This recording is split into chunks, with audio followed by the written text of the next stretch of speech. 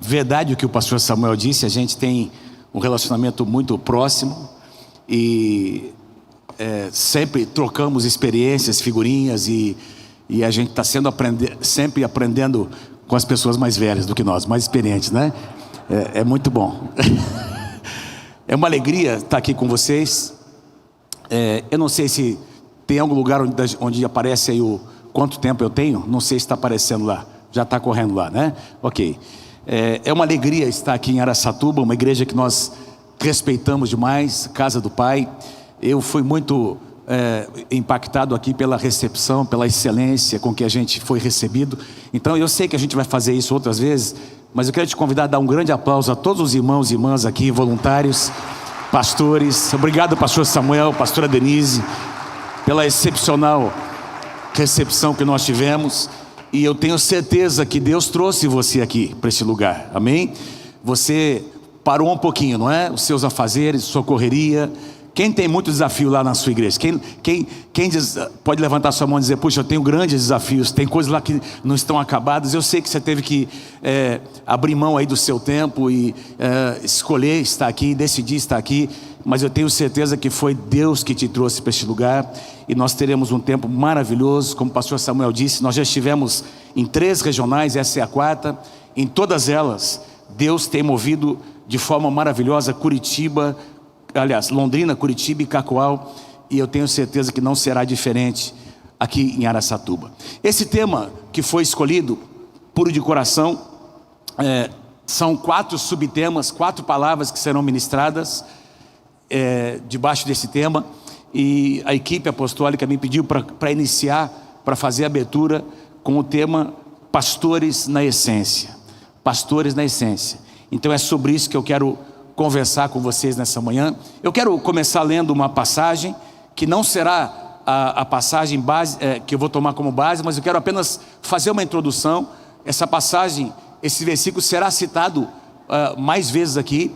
É uma passagem bíblica que eu amo, um dos versículos que eu mais amo nas Escrituras, e que eu creio que sintetiza a essência, não é, o padrão bíblico para o estabelecimento de um líder e de um pastor na sua casa. Está lá em 1 Samuel capítulo 16, versículo 7, quando o profeta Samuel foi enviado à casa de Jessé para estabelecer ali um rei. Por alguma razão Deus encobriu de Samuel quem seria, e aí a Bíblia diz que os rapazes começaram a passar ali em frente, não é? Veio o mais velho e o profeta Samuel olhou para a aparência, olhou para o porte físico, ficou impressionado com o que viu, e Deus teve que adverti-lo dizendo, 1 Samuel 16, 7, não considere a sua aparência, nem a sua altura.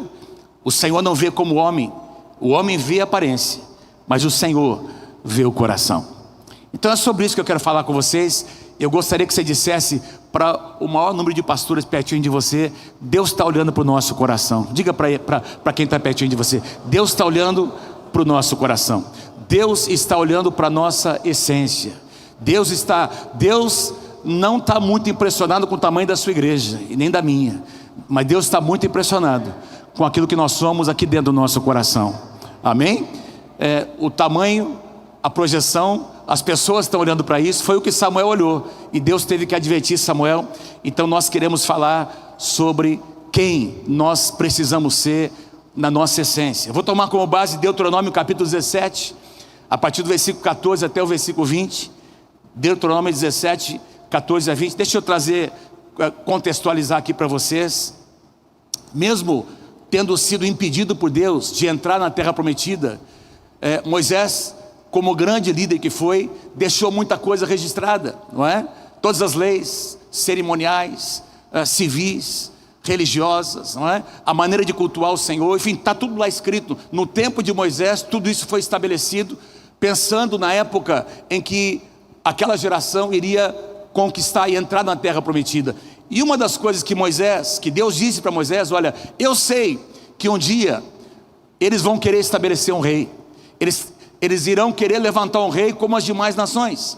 Então, quando isso acontecer, Deus então estabelece para Moisés alguns parâmetros que deveriam ser seguidos. Vocês se lembram que quando Josué conquista a terra prometida, não é? Passaram-se mais de 300 anos Josué foi o primeiro juiz, mas ao todo foram 14 juízes, num período de mais de 300 anos, até que o primeiro rei de Israel, Saul, foi estabelecido. E Moisés havia recebido da parte do Senhor algumas instruções que Israel deveria seguir para o estabelecimento dos reis. Então eu quero ler com vocês, porque eu quero sugerir a vocês nessa manhã que os mesmos parâmetros que Deus estabeleceu para o estabelecimento de um rei, nós podemos tomar como exemplo para o estabelecimento de pastores na sua casa. Então a gente vai fazer aqui uma aplicação de uma passagem do Antigo Testamento, e eu vou mostrar para vocês como isso tem tudo a ver com os parâmetros que nós encontramos no Novo Testamento para o estabelecimento de um pastor. Vocês estão comigo aí, gente? Amém? Então vamos lá. Deuteronômio capítulo 17, do versículo 14 até o versículo 20, diz assim: se quando entrarem na terra que o Senhor, o seu Deus, dá a vocês, tiverem tomado posse dela, e nela tiverem se estabelecido, vocês disserem: queremos um rei que nos governe, como tem todas as nações vizinhas. Versículo 15: tenham o cuidado de nomear o rei que o Senhor, o seu Deus, escolher. Ele deve vir dentre os seus próprios irmãos. Não coloquem um estrangeiro como rei, alguém que não seja israelita. Esse rei, porém, não deverá adquirir muitos cavalos, nem fazer o seu povo voltar ao Egito para conseguir mais cavalos, pois o Senhor disse a vocês: jamais voltem por esse caminho. Ele não deverá tomar para si muitas mulheres. Se o fizer, desviará o seu coração. Também não deverá acumular muita prata e muito ouro. Quando subir ao trono do seu reino, mandará fazer um rolo para o seu uso pessoal, uma cópia da lei que está aos cuidados dos sacerdotes levitas. Trará sempre essa cópia consigo e terá que lê-la todos os dias da sua vida, para que aprenda a temer ao Senhor, o seu Deus, e a cumprir fielmente todas as palavras dessa lei e todos estes decretos. Isso fará que ele não se considere superior aos seus irmãos israelitas, e que não se desvie da lei, nem para a direita, muito menos para a esquerda. Assim prolongará o seu reinado sobre Israel, bem como o de seus descendentes. Feche os seus olhos comigo, por favor. Pai, nós te louvamos nessa manhã. Obrigado por esse tempo tão maravilhoso de louvor, Senhor, de adoração, em que nós temos sentido de uma forma tão especial a tua presença neste lugar. Nós te pedimos agora, Senhor, fala ao nosso coração. Pai, nós nos abrimos para receber o que vem de ti, Senhor, e para confrontar nossa própria alma. Nós queremos sair daqui nesse dia edificados, Senhor, e levando chaves que vão abrir portas diante de nós. Essa é a nossa oração. Quem pode dizer amém? Como eu disse a vocês, eu quero extrair dessa passagem aqui algumas verdades, não é, que foram estabelecidos, parâmetros para o estabelecimento dos reis de Israel. E eu quero que você pense comigo no rei como um pastor, não é?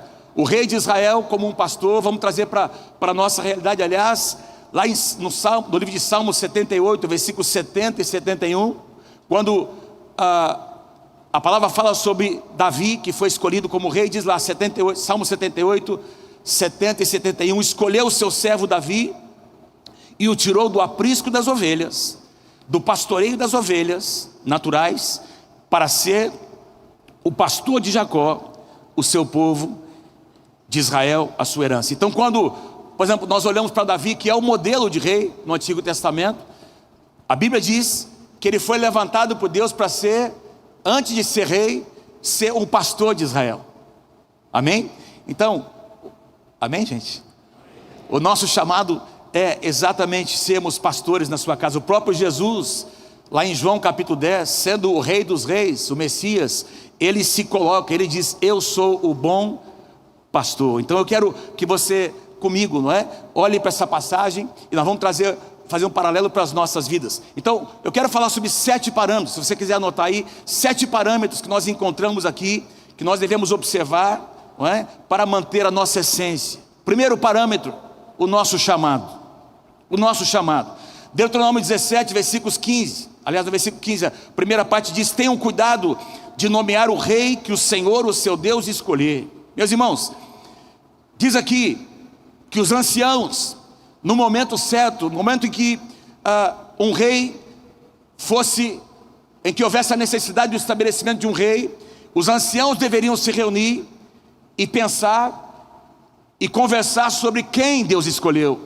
Então o rei não seria estabelecido pelo resultado de uma reunião em que alguém teve uma boa ideia, alguém apresentou uma opção, pode ser esse, pode ser aquele. Não, a pergunta deveria ser: quem Deus escolheu para estar neste lugar? Eu quero lembrar você nessa manhã que cada um de nós que está aqui carrega o chamado de Deus sobre as nossas vidas. Você não está no ministério por um acidente. Ainda que muitas circunstâncias possam ter levado e contribuído para você ser estabelecido, quando você foi estabelecido, você foi chamado por Deus para estar no lugar onde você está. E o que vai te sustentar nos momentos mais difíceis é a tua convicção do teu chamado. É a convicção de que Deus te colocou nesse lugar. Quando a gente olha para o Novo Testamento, meus irmãos, nós encontramos o mesmo padrão. Deus deveria escolher as pessoas. Deus deveria levantar as pessoas como líderes na sua casa. O estabelecimento de um pastor na casa do Senhor nunca foi o plano de Deus que fosse o resultado de um sistema democrático. Vamos eleger aqui quem a maioria acha que deveria ser, aí por uma gestão, por um tempo de 1, 2 anos, 3 anos. Não, Deus iria ungir pessoas, e o povo, o presbitério, reconheceria e apresentaria essa pessoa ou essas pessoas diante da igreja para serem reconhecidos. Quando a gente olha, meus irmãos, para a igreja, nós podemos ter 3 tipos de líderes na casa do Senhor. Tem aqueles que primeiro, pode colocar o próximo slide, por favor. Tem aqueles que primeiro são líderes que se autopromovem. Tem 3 tipos aqui que nós encontramos na igreja, não é? Líderes que se autopromovem. São aquelas pessoas obstinadas por posição, pelo título. Normalmente são muito inteligentes, muito carismáticos. São pessoas que, quando você está do lado dela, você fica impressionado com a sabedoria, com a inteligência, com a capacidade, com a performance, com a eloquência. Você conhece alguém assim? Não é? Alguém que, quando chega e fala, você percebe uma capacidade. Gente, eu creio que Deus, no reino de Deus, tem pessoas muito bem dotadas, não é? Mas você olha, tem algumas pessoas que parece que tem uma inteligência privilegiada, sim ou não, gente? A capacidade de articular, de lembrar de passagens bíblicas. Então, tem esse tipo de líder, não é? Que ele edifica a igreja em torno da sua personalidade. Igrejas que são edificadas em torno da personalidade de uma pessoa. Ministérios que se levantam não para servir as pessoas, mas para servirem a si mesmos. Gente que não ama as ovelhas. Pastor Samuel vai falar sobre isso aqui. João capítulo 10, versículos 12 e 13. Jesus faz a comparação entre o pastor e aquilo que ele chama de o mercenário. Será falado aqui nessa manhã, ainda nesse dia, sobre isso, não é? O mercenário é contratado por um salário, ele trabalha por aquilo que ele vai receber. Um pastor trabalha por aquilo que ele vai oferecer, por aquilo que ele vai dar, o quanto ele vai se doar. O reconhecimento de Deus é no sentido exatamente o inverso, não é? O mercenário, ele usa as pessoas para os seus projetos pessoais. O pastor entende que as pessoas são mais importantes do que os seus projetos. Ainda que nós devamos ter muitos projetos na igreja, nós não podemos atropelar as pessoas em nome de construir uma torre. Nós não fomos chamados para construir torres, nós fomos chamados para construir altares. Irmãos, eu me lembro quando nós fomos para Londrina para iniciar um processo de transição na igreja. Isso aconteceu em 93, éramos pastores na comunidade cristã lá em Curitiba, com o pastor Miguel. Luiz e Eliana estavam lá conosco, pastor Tomás, pastor Francisco. E nós mudamos para Londrina, eu tinha 30 anos de idade. Faz um tempinho já, acabei de fazer 62. O tempo passa rápido, está passando rápido, né, gente? Vamos falar a verdade, não é? Não era assim, né, Kel? Né? Parece que demorava para passar os anos, agora o negócio está rápido demais, não é? E eu me lembro que a gente chegou em Londrina, irmãos, e começamos um processo que durou 5 anos, até que nós assumimos a igreja. 5 anos, um processo, caminhando com os meus pais. E eu me lembro de encontrar um amigo meu, nós crescemos juntos. Esse rapaz era filho de alguém que tinha sido um pastor na nossa igreja, e tinha saído. Meu pai, como pastor da igreja, tinha passado por um processo de divisão na igreja, e esse pastor saiu, não é? Depois ele retornou, pediu perdão, enfim, mas esse rapaz nunca mais voltou para a igreja. E quando eu chego em Londrina, nós chegamos em Londrina, ele estava iniciando uma igreja debaixo, na época, o ministério que estava aí plantando, multiplicando igrejas, era Renascer em Cristo. Ele estava começando essa igreja, enfim, ele começou a conversar comigo: você está louco? Você vai esperar? A gente não tem tempo para esperar. Você vai esperar quanto tempo para o teu pai te passar a igreja? E ele começou a me desanimar, a criticar em relação ao tempo que nós teríamos ali de pagar o preço juntamente com os meus pais. E esse rapaz alugou um cinema na cidade, irmãos. Você sabe, começou aquelas igrejas que começam, aquela migração de várias pessoas que vão, de repente, não é? E um monte de crente indo para lá, porque era a bola da vez. E aí, meus irmãos, o negócio começou a crescer, e a gente lá fazendo o que Deus nos chamou para fazer. E essa igreja logo começou a passar por problemas, fizeram diversas dívidas. Muitas pessoas na igreja entraram como fiadores para bancar os projetos que aquele pastor tinha. E aí a coisa começou a degringolar, né? A coisa começaram a perder o controle. E num certo domingo, esse rapaz chegou diante da igreja dizendo: olha, eu estou aqui entregando as chaves para você, eu não sou mais o pastor dessa igreja, porque ele tinha sido convidado para estar debaixo de um outro ministério, para começar uma outra igreja. Deixou aqueles irmãos ali com dívidas e um problema seríssimo. Recebemos vários deles na nossa igreja. Esse rapaz se separou da esposa. A última vez que eu tive notícia dele, ele estava com a terceira esposa, tinha abandonado a primeira, casou com a segunda, já era a terceira mulher, com a vida arrebentada, porque ele nunca foi um pastor. Ele era esse tipo de líder que se autopromoveu. Deus não tem compromisso com líderes que se autopromovem. Líderes que as pessoas promovem, é o segundo tipo aqui de líderes que nós encontramos na igreja. São aqueles líderes, não é, que estão sempre cercados de bajuladores. Vamos prestar atenção aqui, meus irmãos. Honra é diferente de bajulação. A honra é um princípio bíblico, tem a ver com reconhecimento, com respeito. É o que as pessoas fazem sem nenhum tipo de interesse. Quem bajula sempre faz isso porque está buscando alguma coisa em troca. A bajulação não é a honra verdadeira. A bajulação é o elogio falso, exagerado, sempre desejando alguma coisa em troca. Provérbios 26, 24 diz que o hipócrita esconde o seu ódio atrás da bajulação. Saul foi um rei, o primeiro rei de Israel que foi levantado. Não foi Deus que tomou a iniciativa. Quem é que tomou a iniciativa para estabelecer Saul como rei?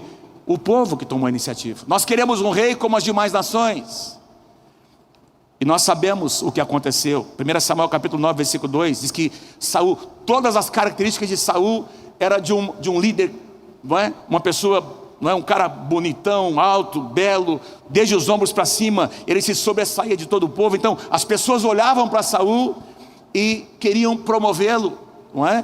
Uma liderança levantada pelas pessoas e não por Deus. Deus também não tem compromisso com líderes que as pessoas promovem. Deus tem compromisso com os líderes que Ele mesmo promove.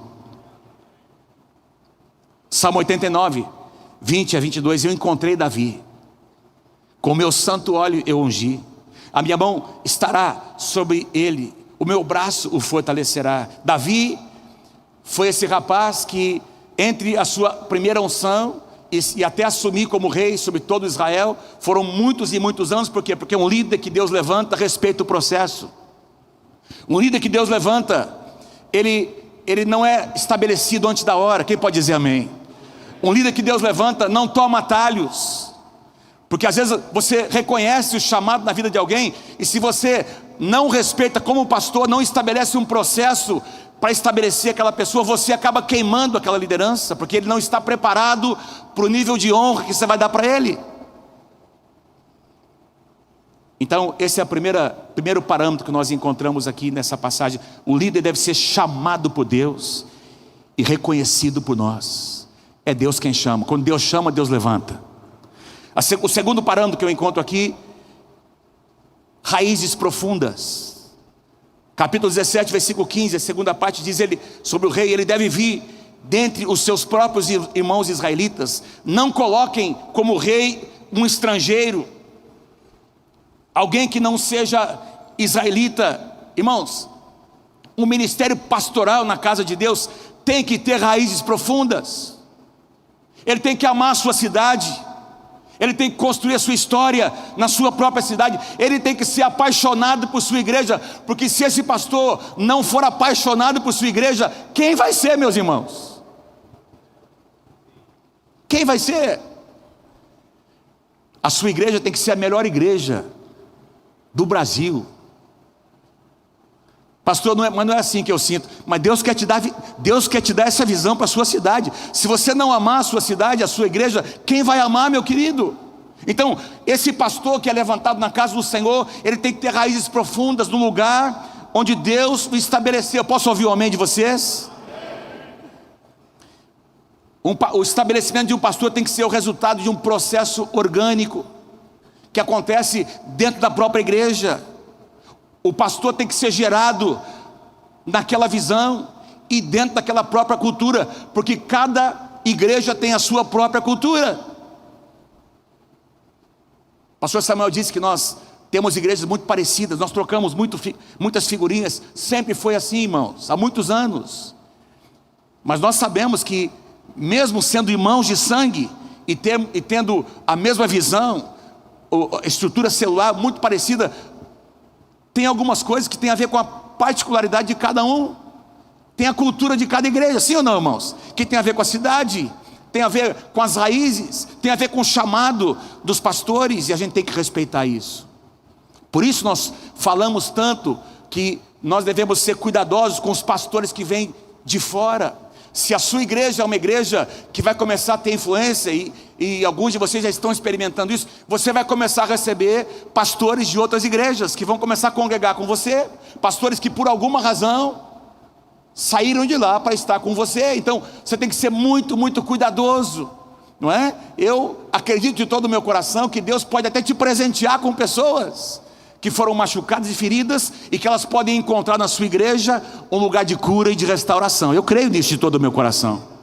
Nós temos alguns presentes que Deus nos deu lá na nossa igreja, não é? Um dos nossos pastores do nosso presbitério veio de um outro ministério, mas ele passou por todo o processo. Ele foi colocado, não é? Pastor Trajano e pastora Thelma foram colocados no trilho. Eles tiveram que queimar, não queimaram nenhuma etapa, porque às vezes o cara chega atrasado, ele quer furar fila e ainda quer sentar na janela, e você acaba promovendo o cara e desrespeitando o processo. Tem um monte de gente pagando preço na sua igreja, e você de repente começa a dar espaço para alguém que você não conhece, que você não gerou, que não tem o seu DNA. E eu estou aqui para dizer para você que, se o processo não for um processo muito correto, você vai ter problema. Não estou profetizando, estou apenas te alertando. Eu não ouvi nenhum amém, é só da minha esposa, mas é verdade o que eu falei para vocês. Obrigado, meu amor, por sempre me apoiar. Às vezes nós damos espaço para pastores que foram estabelecidos em outro ministério. A gente tem visto isso, não é? Pastores sêniores que às vezes não sabem lidar, às vezes por causa da inocência, não sabem como lidar com aquilo, não sabem como fazer, não querem ofender as pessoas, ou porque talvez não queiram pagar o preço de formar alguém. Deus quer fazer de você um pastor discipulador na tua casa. Os seus melhores pastores serão aqueles que você vai gerar, que tem o teu DNA. Quem pode dizer amém? Então a gente tem que estabelecer, na nossa igreja nós temos alguns passos que a gente segue, não é? Então sempre um pastor que vem de uma outra igreja vai ser recebido por um pastor e eventualmente vai conversar conosco, para a gente falar sobre a visão, falar sobre o que nós cremos, dizer para ele como é que vai ser o caminho, lembrá-lo de que ele não será chamado de pastor dentro do nosso contexto, que ele terá que conquistar esse espaço, e se ele tem realmente o chamado de Deus, da unção que está sobre a nossa casa. e nós temos experimentado a bênção de Deus nesse sentido. Quem pode dizer amém? Um terceiro parâmetro aqui, a dependência de Deus. Olha o que diz Deuteronômio capítulo 17, versículo 16, primeira parte: esse rei, porém, não deverá adquirir muitos cavalos. Vamos entender aqui o contexto, né? Em muitas culturas antigas, os cavalos não eram apenas meios de transporte, eles também eram um símbolo de status e de poder bélico, não é? Então, eu li esses dias um autor dizendo que os cavalos naquela época eram comparados aos tanques de guerra que nós temos nos nossos dias. Então, adquirir cavalos, quando uma nação adquiria muitos cavalos, isso representava um aumento no seu arsenal de guerra, no seu poderio. Então, as nações que possuíam exércitos com muitos cavalos e cavaleiros, não é? Normalmente na guerra eles eram mais poderosos. Vocês se lembram quando Israel sai do Egito, não é? Faraó envia os seus carros, os seus cavaleiros. Faraó naquela época, né? O Egito era a nação mais poderosa do mundo. Eles tinham um exército poderosíssimo, e Deus estava sendo muito intencional em dizer para o seu povo: não confie na sua força, não confie na sua capacidade. Aliás, Davi escreve no Salmo 20, ele compõe esse salmo que você já deve ter pregado sobre isso, versículos 7 e 8. Uns confiam em carros, outros em cavalos. Nós, porém, nos gloriaremos em o nome do Senhor nosso Deus. Eles se encurvam e caem. Nós, porém, que confiamos em Deus, nos levantamos e permanecemos de pé.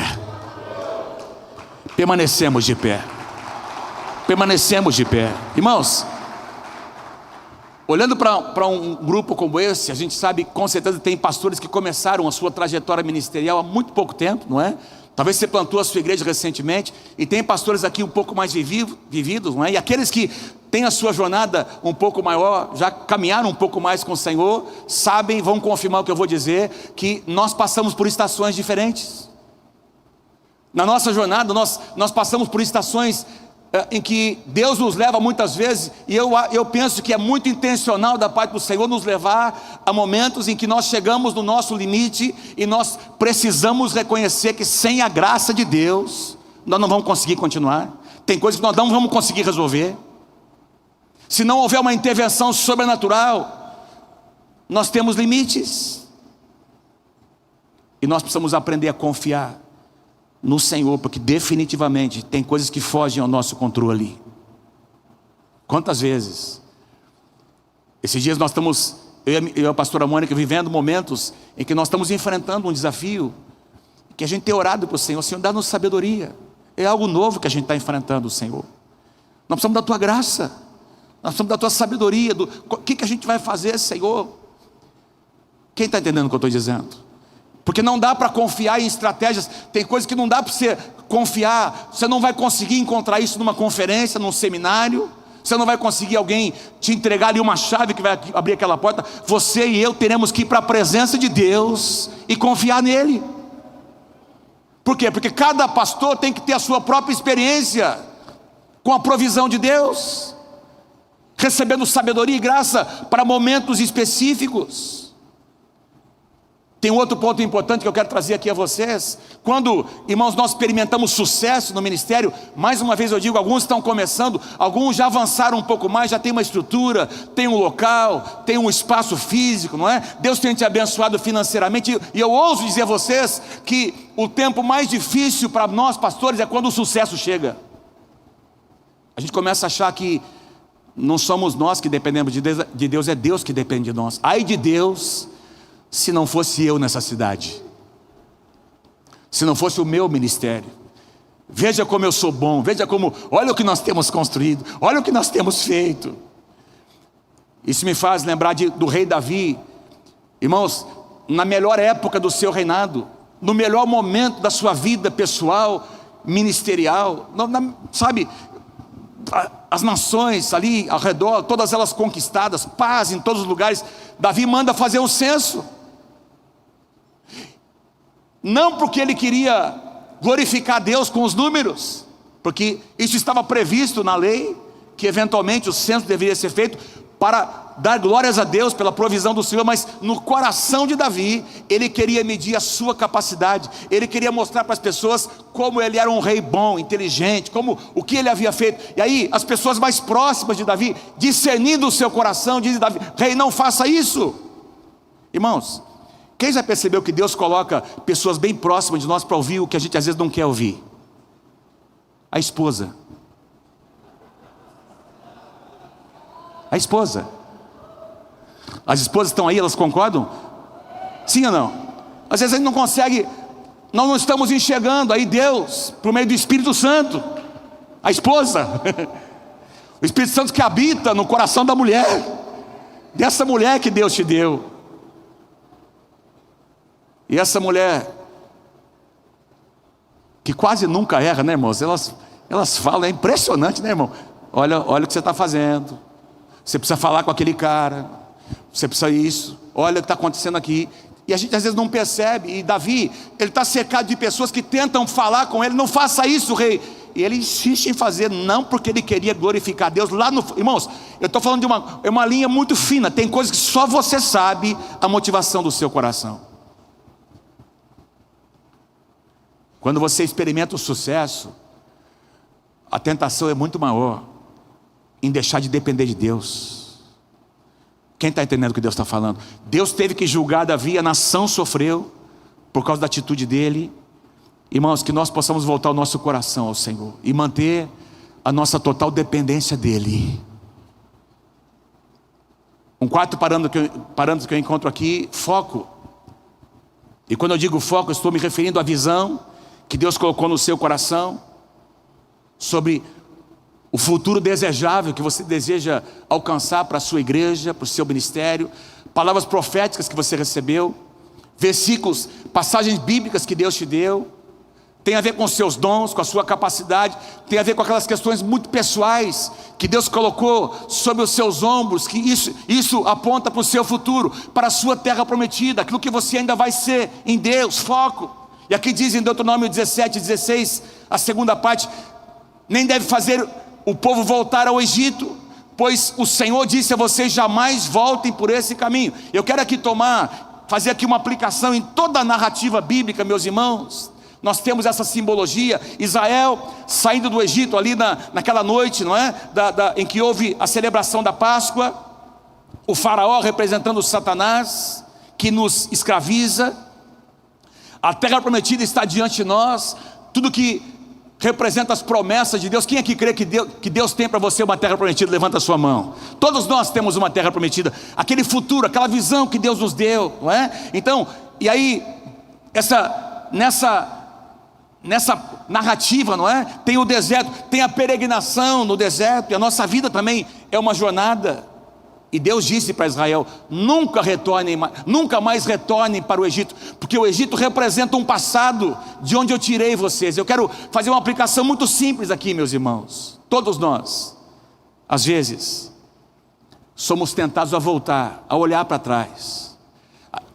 Eu citei no último MFI, nós somos uma igreja com mais de 60 anos. Meus pais são os fundadores da igreja. E nós temos ainda na nossa igreja aqueles irmãozinhos lá da época da tenda, quando começou a igreja, não é? E às vezes esses irmãos são visitados por aquele saudosismo. Ah, na época da tenda que era bom. Ah, lá na época da tenda. As canções que a gente cantava. E a gente tem que lidar com essas situações na igreja. E o Egito representa, meus irmãos, um passado que foi bom. Aqui eu estou falando para vocês aqui uma aplicação ministerial. Às vezes tem coisas no passado que foram até boas, mas Deus quer que você e eu olhemos para frente, para o futuro, porque o seu futuro é um futuro abençoado no Senhor. As suas promessas estão no seu futuro. Quem pode dizer amém? Deus disse: não voltem mais, não olhem mais para o Egito. Jeremias capítulo 7, versículos 23 e 24, o profeta diz: eu dei-lhes entretanto esta ordem: obedeçam-me e eu serei o seu Deus e vocês serão o meu povo. Vocês andarão em todo o caminho que eu ordenar, para que tudo vá bem a vocês. E aí o profeta diz: mas eles não me ouviram, nem me deram atenção, antes seguiram o raciocínio rebelde dos seus corações maus. E o que é que diz na última frase? Você pode ler comigo aqui? Eles andaram para trás e não para frente. Eu quero pedir para você dar um chacoalhão assim, santo assim no sermão, dizer: olha, o teu futuro abençoado, meu irmão, está à sua frente. Olha para frente, meu irmão. Deixa de olhar para trás em nome de Jesus. Tem gente que não consegue desfrutar do que Deus preparou lá na frente, porque está preso ao seu passado, as cebolas e os alhos e não sei o que mais, as migalhas que aconteceram lá no passado. Deus quer que você olhe para frente. É a sua frente que está o seu futuro abençoado. Um quinto parâmetro aqui, integridade. Será falado mais sobre isso aqui durante a conferência.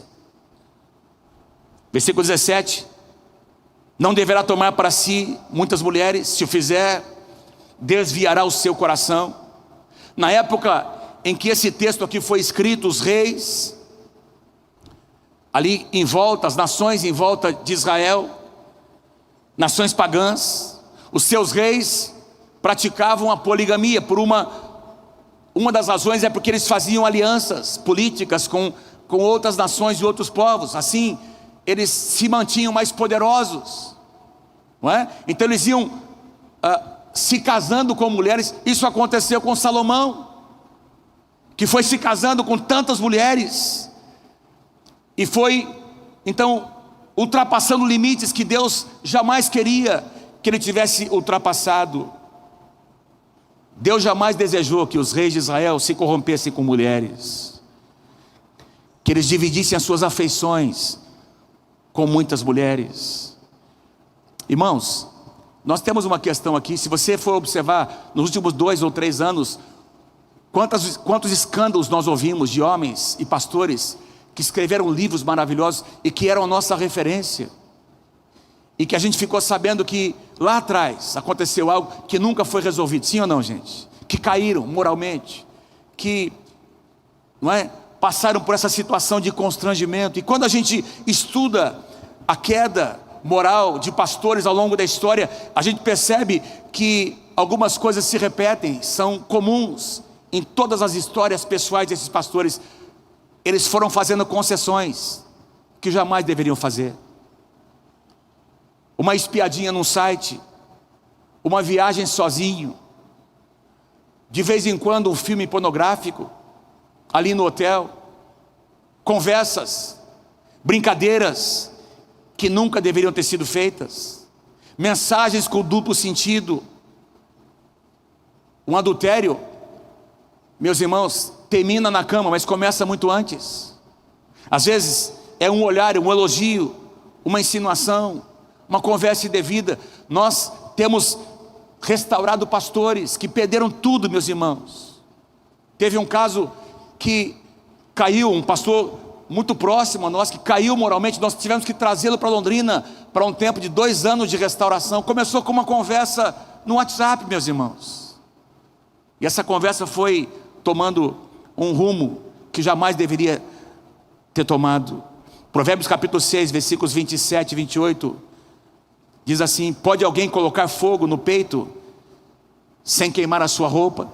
Ou pode alguém andar sob brasas sem queimar os seus pés? Me lembro da história de um pastor em Londrina, pastor muito conhecido na cidade de Londrina, que estava sendo muito usado por Deus. De repente, esse pastor não está mais na cidade, mudou para uma cidade próxima de Londrina, e começou a ter um boato ali na cidade de que ele tinha caído moralmente, gente defendendo, gente dizendo não aconteceu nada, outras pessoas malhando o cara e tal, e enfim, nada foi feito, nenhum processo de disciplina na igreja.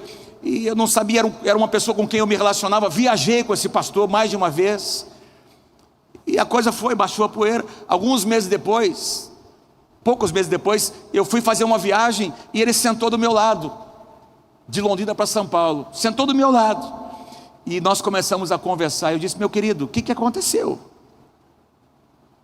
E eu abri meu coração com ele, disse: olha, saiu esse boato aí, pessoas dizendo, alguns dizendo o que aconteceu, o que não aconteceu. O que aconteceu? Eu tinha acesso a ele. Ele falou: Davi, aconteceu mesmo, eu caí moralmente. E ele, além de pastor, era psicólogo. Ele fazia os seus atendimentos no gabinete pastoral, e ele começou a flertar com algumas mulheres. A liderança da igreja chamou para conversar, para diverti-lo, E ele, num primeiro momento, se submeteu, mas ele continuou agindo daquela forma. E ele então caiu com 2 mulheres, que ele estava aconselhando no gabinete pastoral. Confessou para mim ali no avião. E fiquei muito saído, nunca mais eu me esqueci, porque ele foi advertido, meus irmãos. Pessoas muito próximas conversaram com ele. Sabe o que eu quero dizer com isso, meus irmãos? Eu e você precisamos estabelecer protocolos muito bem definidos, um código de ética, amém, queridos? Vocês estão comigo aí?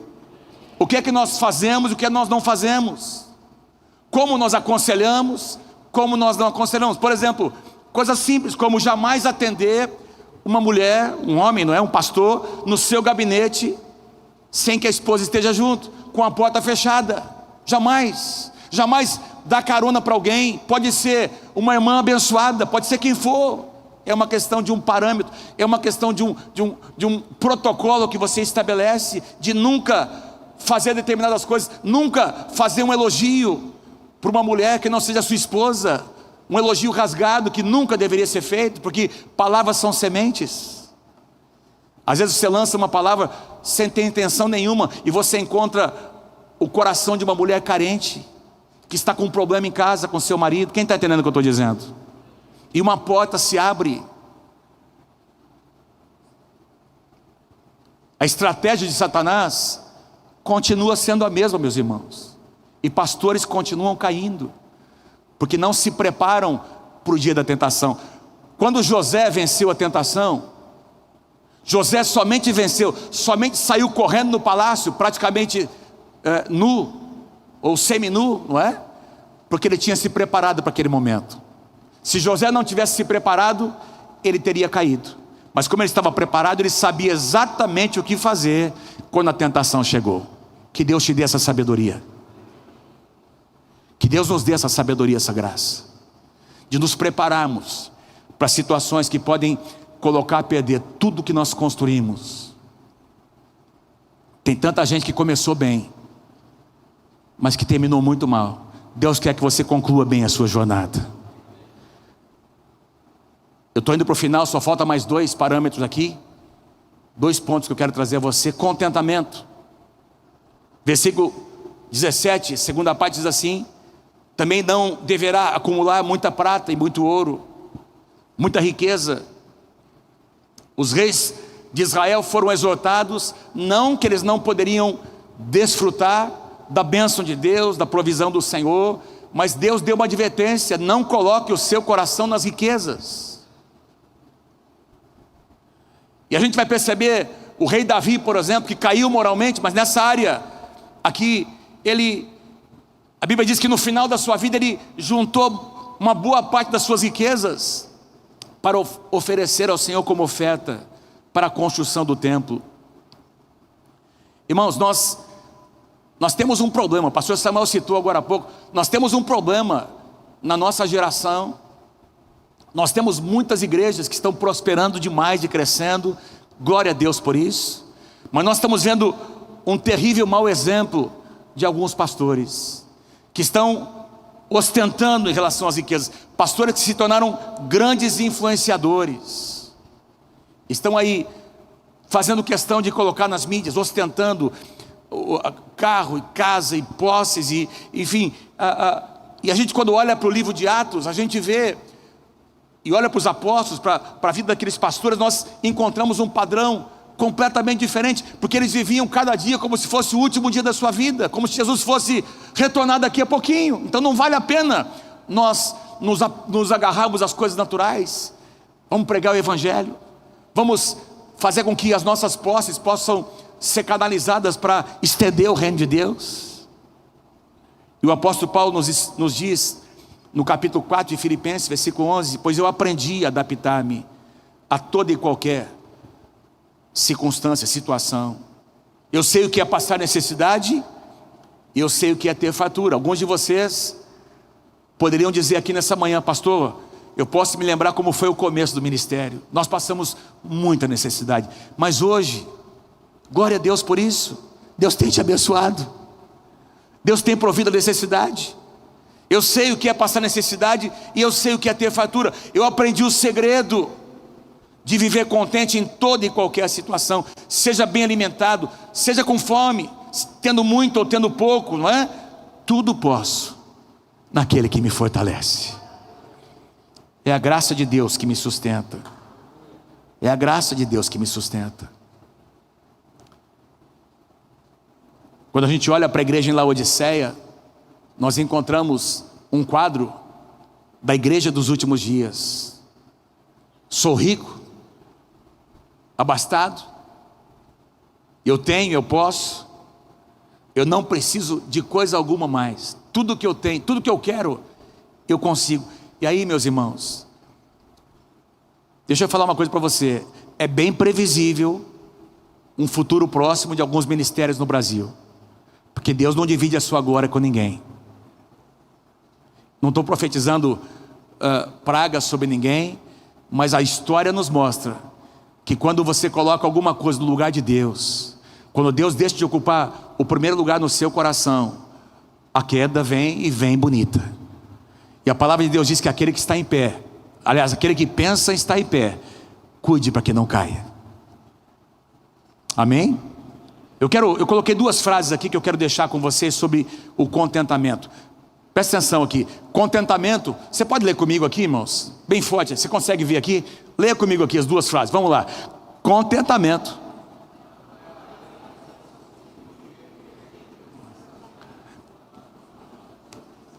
pessoal, vamos comigo? Vou pedir uma coisa, depois você fotografa. Quero pedir para você falar comigo. Vamos lá, 1, 2, 3, lá em cima, vamos lá. Contentamento não é apenas conseguir viver dentro de um orçamento quando experimentamos escassez. Contentamento também é viver com prudência quando experimentamos abundância.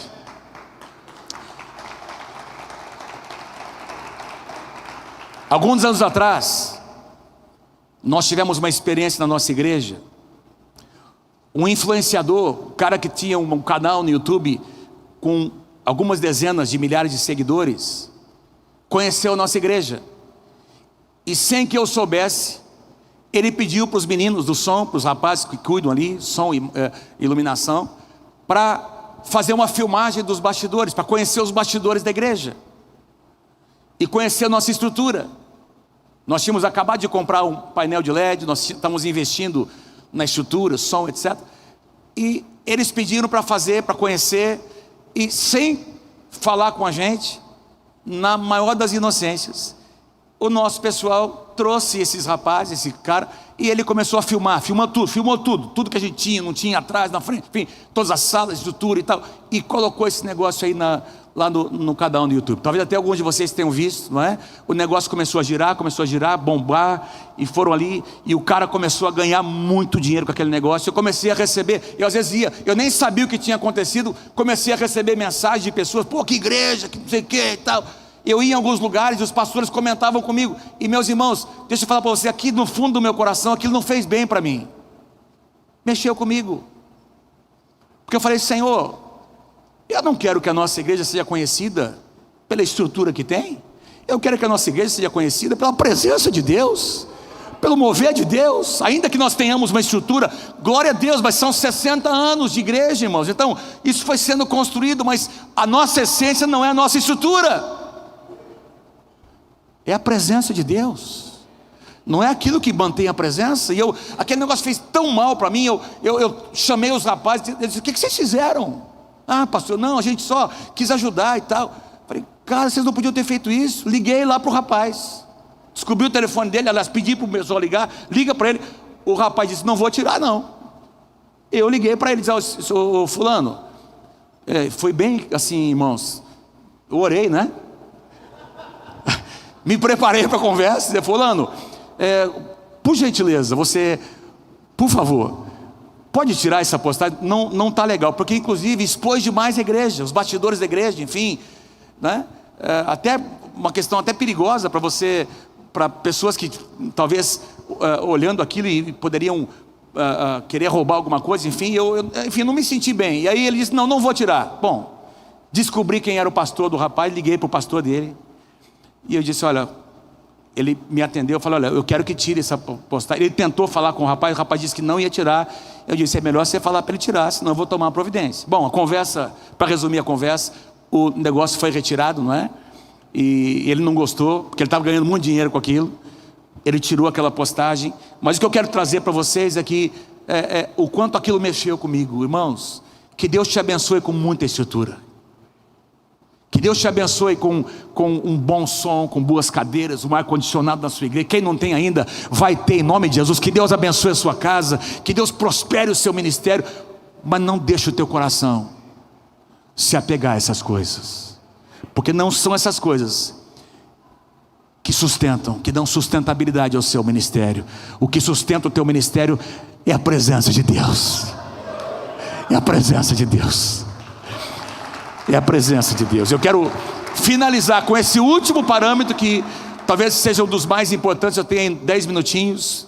Versículo 18: quando subir ao trono do seu reino. Vou pedir aqui para o pessoal da música vir, por favor. Se o Lucas puder vir, o pessoal da equipe de louvor. Quando subir ao trono do seu reino, mandará fazer num rolo para o seu uso pessoal uma cópia da lei que está aos cuidados dos sacerdotes levitas. Irmãos, lá nessa época do Antigo Testamento, pessoas comuns não tinham acesso aos pergaminhos. Eles eram guardados tinha toda uma situação, não é? Um sistema organizado, não é? Em que os escribas, que faziam as cópias, os sacerdotes, levitas, guardavam esses pergaminhos. Pra você ter uma ideia, as cópias que eram feitas, não é? Se houvesse ali um pequeno erro na cópia, eles já jogavam fora para manter a fidelidade da palavra. Por quê? Porque Deus queria que a palavra chegasse até os nossos dias. As pessoas não tinham acesso. Esses pergaminhos eram guardados no templo, primeiramente no tabernáculo de Moisés, depois no templo de Salomão, depois no templo das sinagogas. Eles guardavam ali, não é? Ninguém tinha acesso.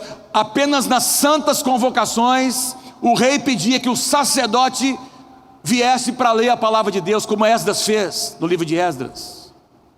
Mas o rei deveria ter uma cópia ao lado do seu trono. Versículo 19 diz: trará para sempre essa cópia consigo, e terá que lê-la, não apenas de vez em quando, meus irmãos, terá que lê-la todos os dias da sua vida, para que aprenda a temer ao Senhor, o seu Deus, e a cumprir fielmente todas as palavras dessa lei e todos estes decretos. Isso fará com que ele não se considere superior aos seus irmãos, e que não se desvie nem para a direita nem para a esquerda, e assim prolongará o seu reinado sobre Israel, bem como o dos seus descendentes. Quem aqui quer ter um ministério prolongado? Diga amém, em nome de Jesus. Quem quer ver os seus descendentes naturais e espirituais, não é? Herdando um legado espiritual que você vai passar a eles, indo mais longe do que você? Quem deseja, levanta a sua mão, diga: eu quero, em nome de Jesus. Fala para quem está pertinho de você: ame a palavra do Senhor. Ame a palavra. Ame a palavra, meus irmãos. Pastor Samuel leu aqui um texto tremendo que fala sobre um tempo que nós estamos vivendo. A Bíblia diz que as pessoas na nossa geração sentirão como que coceira nos seus ouvidos. Eles irão se cercar de mestres segundo os seus próprios desejos, se recusarão a ouvir a verdade. 2 Timóteo capítulo 4 será lido aqui com vocês. Você quer ter um ministério de longa duração? O seu ministério precisa ser pautado pela palavra de Deus. Nós precisamos voltar a pregar o Evangelho, meus irmãos. Foi falado aqui, eu acho que o ano passado ou retrasado, o pastor Samuel trouxe uma palavra sobre esse negócio, essa ênfase ao coach dentro da igreja, não é? Essa estratégia. Nada contra a gente usar ferramentas, mas isso não pode nortear o nosso ministério. O que norteia o nosso ministério é a palavra de Deus. Profecias que são dadas, irmãos, ministérios proféticos. Nenhuma profecia é mais importante do que a palavra do Senhor. Tudo tem que ser medido pela régua da palavra. Mais uma vez eu digo, como é triste ver ministérios que começaram tão bem, mas se afastaram da verdade, se afastaram da palavra. E aqui ele coloca, meus irmãos, duas razões porque nós devemos, eu quero encerrar com isso, amar a palavra. Duas razões. A primeira razão, para que eles aprendam o temor do Senhor. Diga assim comigo, o temor do Senhor. Temor aqui não é o medo de Deus, mas temor aqui é respeito por quem Deus é, por aquilo que Ele fez, por aquilo que Ele representa. Respeito pelo processo, quem eu era, de onde Deus me tirou, olha o que Deus fez. Não vale a pena sair, não vale a pena abandonar a palavra. Olha o que foi construído, enquanto meu coração ficou no lugar certo.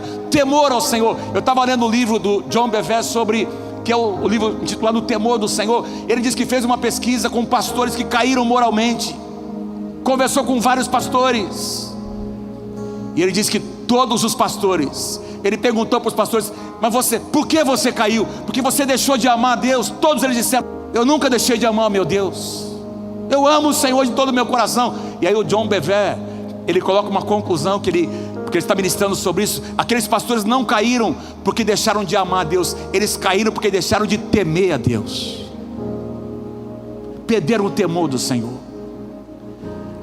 Irmãos, Atos diz que a igreja crescia em número, e o temor do Senhor veio sobre a casa.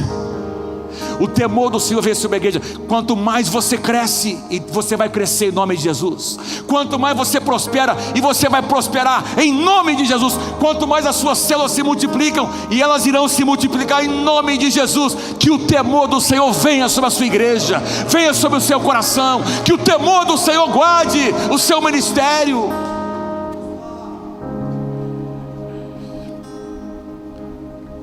É o temor do Senhor que nos leva a fugir não apenas do mal, mas da aparência do mal. Não é só fugir do mal, meus irmãos, é também da aparência do mal. É o que as pessoas vão pensar se eu fizer, se eu agir, se eu disser isso ou aquilo. Nós somos uma voz profética nessa nação. As pessoas estão olhando para nós, e quantas pessoas estão usando aí a sua influência, sendo um mau exemplo para essa geração. Eu estava outro dia vendo aqui, não é? Um desses pastores famosos, nessas caixas ali de pergunta, não é? As pessoas fazem perguntas e eles vão respondendo. Eu falei para a Mônica, nunca vi um desse pastor Samuel, dizendo assim, olha, na minha opinião, você pode agir assim, o assado, mas confere com o seu pastor o que ele pensa. Não, eles estão dando conselhos. Então, pessoas que eu e você estamos pastoreando, no domingo ouvem a nossa mensagem, na segunda-feira estão mandando, alguns deles, não é? Perguntando, e esses pastores estão aconselhando as nossas ovelhas. Quem está entendendo o que eu estou dizendo para você? Então, nós precisamos orar e crer, meus irmãos, e ser usados por Deus para pregar a palavra do Senhor, trazer o nosso rebanho para a verdade do Evangelho. O Evangelho tem poder, não apenas para salvar, mas para manter aquela pessoa num lugar de santidade diante do Senhor. A segunda razão, porque Moisés disse que o rei deveria ter um livro ao seu lado, para manter o seu coração humilde, porque a palavra de Deus é um freio para o nosso orgulho. A palavra de Deus estabelece um limite. Irmãos, é a palavra de Deus que gera humildade no nosso coração, que nos faz sonhar com os pés no chão. É a humildade que nos faz lembrar que é pela graça de Deus que nós somos quem somos, que nós chegamos onde nós chegamos e que nós iremos para onde Deus quer nos levar. Quem pode dizer amém? Quem pode dar glória a Deus nessa manhã? Dois reis de Israel, Josias e Joaquim. Você conhece a história? Josias herda um ministério destroçado, um reino destroçado. Teve um péssimo exemplo do seu pai, do seu avô. Mas um dia ele está lá fazendo uma limpeza no templo, não é? Ele pede para as pessoas limparem, e eles encontram o livro da lei, provavelmente o livro de Deuteronômio. Esse livro é trazido até Josias. A Bíblia diz que ele começa a ler a palavra, ele se quebranta, e porque ele se quebranta diante da palavra, meus irmãos, ele pede para os sacerdotes lerem a palavra em todos os cantos do reino. Deus traz avivamento, porque a palavra de Deus coloca em ordem o que estava em desordem. Então um grande avivamento acontece em toda a nação. Mas uma geração depois, seu filho Joaquim, a Bíblia diz que Deus levanta o profeta Jeremias para dizer: olha, se vocês não se quebrantarem, o julgamento de Deus virá. Serão 70 anos de cativeiro, mas se vocês se quebrantarem, Deus terá misericórdia. Sabe o que o rei Joaquim fez? Pegou o pergaminho, pegou a profecia escrita que Jeremias havia mandado, rasgou a profecia e jogou no fogo, queimou a palavra. E nós percebemos ali Deus julgando aquele rei, julgando a nação, porque ele desprezou a palavra do Senhor. Que nós possamos amar a palavra do Senhor de todo o nosso coração. Quem recebe essa palavra, diga: eu recebo em nome de Jesus. Quem pode dar um aplauso a Jesus nessa manhã? Fique em pé comigo, por favor. Fique em pé comigo. Põe para mim o último slide. Eu quero só lembrar os pontos que eu coloquei aqui para vocês. Você pode ler comigo aqui do 1 ao 7. Vamos lá, número 1, vamos lá comigo. Número 1, chamar. Número 2, número 3, número 4, foco. Número 5, integridade. 6, contentamento. Finalizando, compromisso com a palavra. Se você puder fazer um favor de dar a mão para quem está pertinho de você.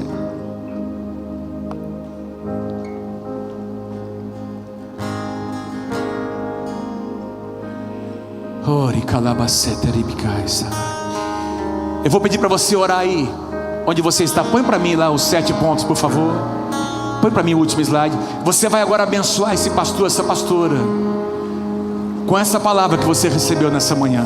Então agora abençoe essa casa, abençoe esse ministério. Cada um aqui tem uma igreja, nós estamos aqui representando milhares de pessoas nas nossas igrejas.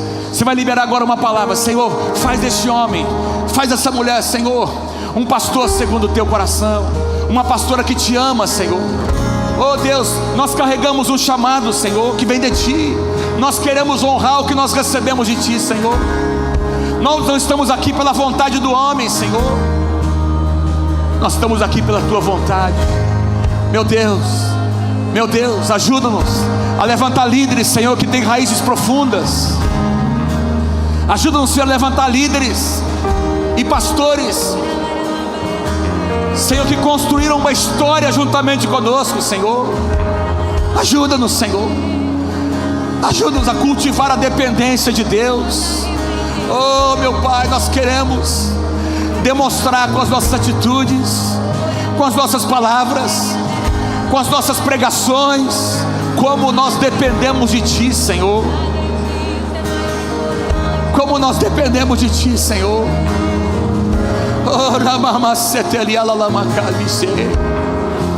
Aleluia, aleluia, aleluia, Senhor, aleluia, Senhor, vem sobre nós, Senhor. Que a Tua palavra seja o parâmetro, que a Tua palavra seja a régua que define, Senhor, a nossa ética, quem nós somos, os nossos valores, Senhor, onde nós queremos chegar, Senhor. Põe o temor do Senhor no nosso coração, Senhor, que nós possamos andar, Senhor, norteados pelo temor do Senhor. Guarda-nos, Senhor, guarda-nos, Senhor, guarda-nos da Tua palavra, Senhor, em nome de Jesus.